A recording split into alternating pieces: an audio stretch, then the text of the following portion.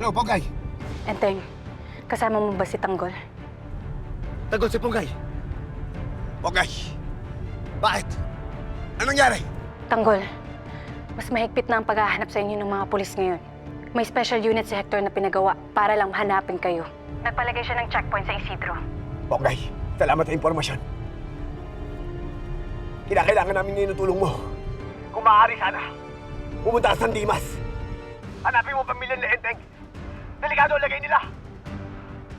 Sabihin mo na kahit sino pumunta doon at magpakilala kaibigan namin, huwag sila maniwala. Sige, ako bahala.